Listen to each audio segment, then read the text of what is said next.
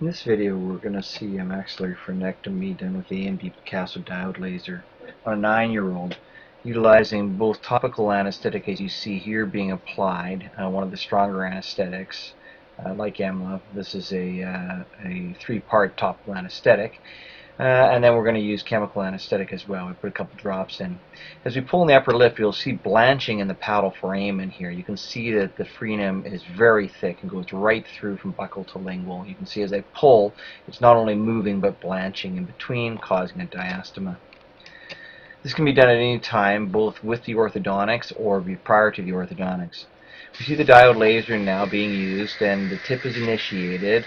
It's been properly cleaved and stripped, and now we're using a 3-watt continuous wave with this fine stream of water blown on to just cool the tissue initially. We're lifting up the attachment, pulling the upper lip with our left hand and cutting with our right. And as you can see, we're slowly creating an initial cut that will actually eventually become diamond shaped. We increase the power settings to 5 watts continuous wave with a fine stream of water. This is a high fluency technique, which is a little bit more advanced technique. And as we're pulling with tension on our left hand, you can see the right hand initiated tip is beginning to create a cut. I try and use the laser to superficially remove some of the fibers that we're running in between the two teeth here.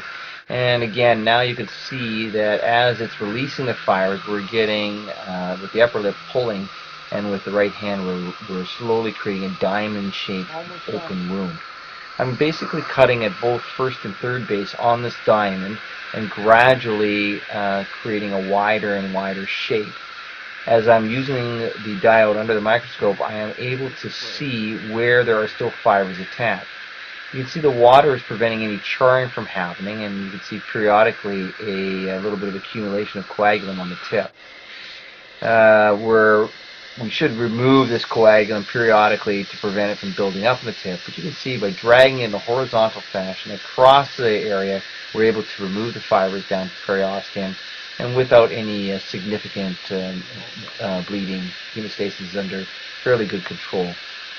Some people prefer, once they reach the periosteum, to use either a scalpel or something else to cut down and score the periosteum.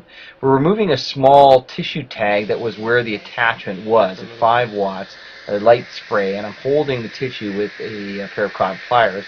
You can see I'm just removing this tissue tag. I actually left a little bit, I should have removed a little bit more. You see that it's actually fairly vascular, bleeding a little bit more.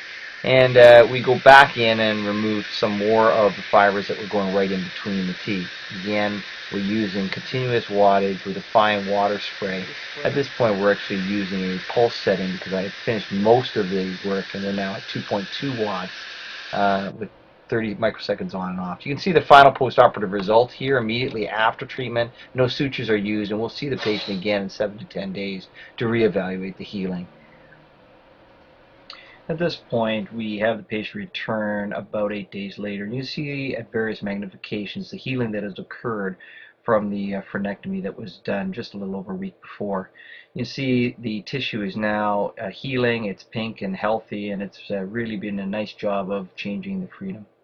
I want to thank AMD Lasers for their help here, and this is Dr. Glenn now saying goodbye.